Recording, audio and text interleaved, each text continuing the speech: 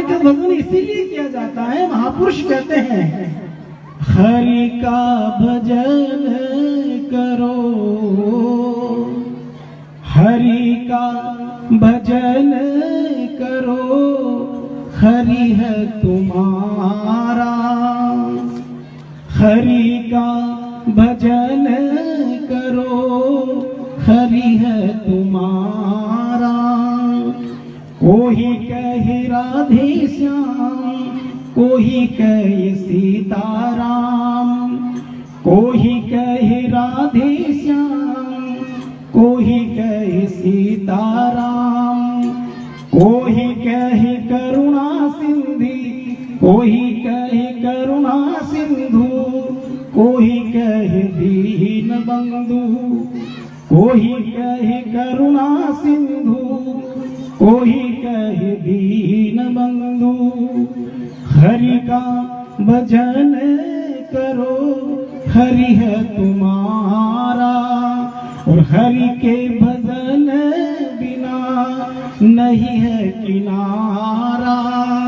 और किनारे की अपेक्षा छोड़ो, हरि के भजन बिना नहीं है गुजारा। कितनी सुंदर पंक्ति है कि हरि के भजन के बिना नहीं है गुजारा। अब मन में कई प्रश्न उठते हैं, महाराज हम खुद कमाते हैं, खुद खाते हैं, तो फिर हरि के बिना कैसे गुजारा चले?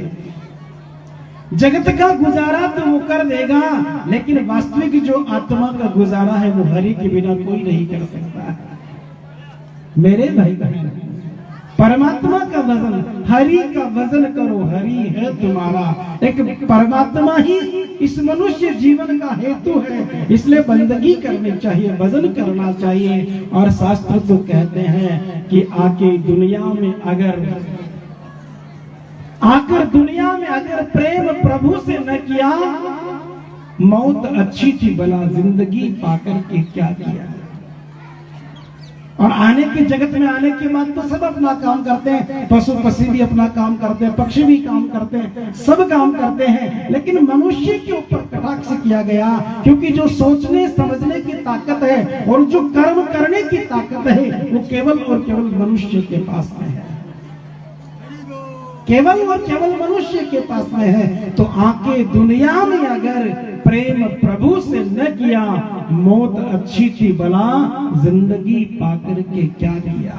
और जो भगवान का भजन नहीं करता है वो तो वास्तव में मुर्दे के समान है, मुर्दे के समान, मरे हुए के समान है। और गोस्वामी जी महाराज ने तो मानस में 14 व्यक्तियों को मरा हुआ कहा है, लेकिन उन 14 के ऊपर मत जाइए, केवल एक ही कि जिसके जीवन में हरिनाम का ईश्वर नहीं है वो मुर्दा है। मेरे भाई बहन, वो मरे हुए के समान है। इसलिए महापुरुष कहते हैं कि ईश्वर हमें जहां रखे, जैसे रखे, उस स्थिति में रह करके परमात्मा का भजन करना चाहिए, परमात्मा का भजन करना चाहिए। जो ईश्वर ने दिया है उसमें रह करके परमात्मा का भजन करो, ईश्वर का भजन करो।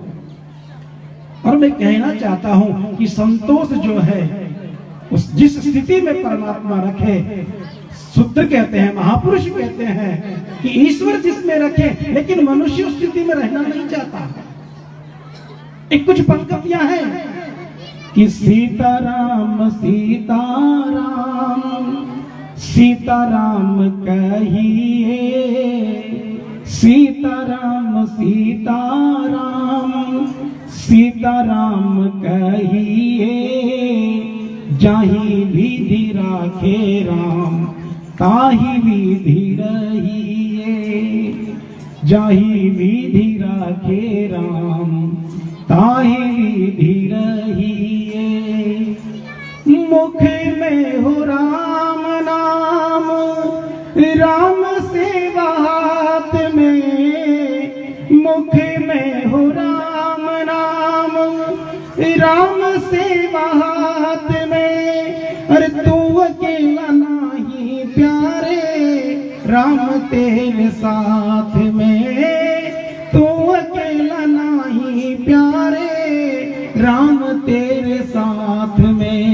इसीलिए सीताराम सीताराम अरे सीताराम कहिए, सीताराम सीताराम, सीताराम कहिए, और जाही विधि राखे राम, ताही विधि रहिए, जाही विधि राखे राम, ताही विधि रही है।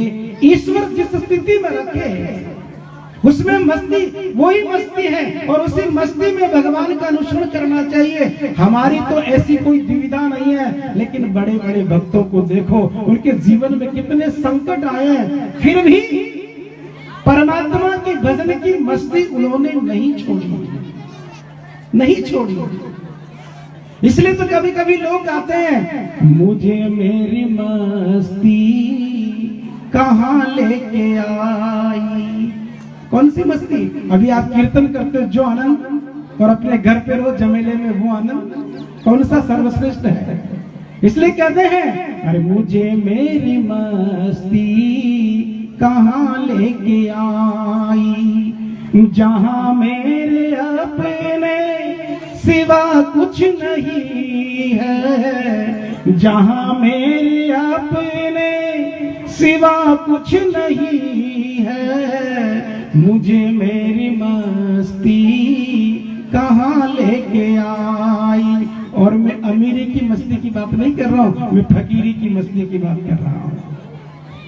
अमीरी की मस्ती में वो मस्ती नहीं आती। आज देखिए, कितना भी बड़ा व्यक्ति क्यों न हो, कितना भी व्यक्ति धनवान क्यों नहीं हो, कहीं कहीं जाने का मौका मिलता है, जाते हैं, जीवन में घटना घटती है, कितना भी बड़ा व्यक्ति क्यों नहीं हो, उससे पूछते हैं तो कहता कि मेरे जीवन में कोई सुख नहीं है, मेरे जीवन में जिसके कोई कमी नहीं है, आलीशान राजमहल है, बंगला है, गाड़ी है, सब कुछ है, लेकिन फिर भी वो कहता है कि मेरे जीवन में सुख नहीं है। और एक व्यक्ति वो है जिसके सर के ऊपर कोई पट्टी नहीं है, कोई केलू नहीं है, कोई चद्दर नहीं है, और खाट पर सोया है, लेकिन उसको जाकर के पूछते हैं तो वो कहता कि मेरे जीवन में बहुत सुख है, मेरे जीवन में बहुत सुख है। तो मैं अमीरी की मस्ती की बात नहीं करता, मैं फकीरी की मस्ती की बात करता, मैं उस मस्ती की बात करता है, मैं उस मस्ती की बात करता हूँ जिस मस्ती में मेरा जी थी।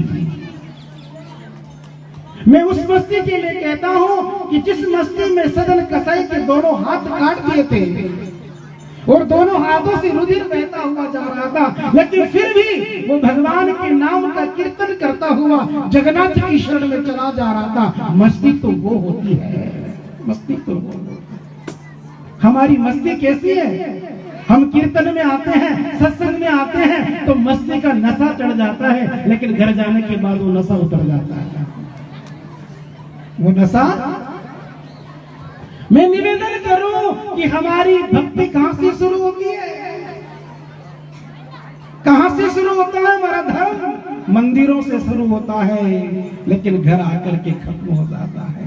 सत्संग से शुरू होता है और दुकानों में जाकर के खत्म हो जाता। दुकान तो मैं बोल रहा हूँ, बाकी सब तो दुकान नहीं करते ना, सब अपना अपना व्यापार करते हैं। तो जो जो लोग अपने अपने व्यापार में जाते हैं वो वहां जाने के बाद भूल जाते हैं। नहीं, भक्ति की शुरुआत अपने घर से करो, भक्ति की शुरुआत अपनी दुकान से करो, भक्ति की शुरुआत अपने व्यवहार से करो, और अपने मंदिर में जाकर के उसका विसर्जन करो, ताकि आपकी भक्ति का पुष्प वहां पैदा हो सके, भक्ति का पौधा वहां प्रकट हो सकते। मैं उस मस्ती की बात करता हूँ, और वो मस्ती कब आएगी?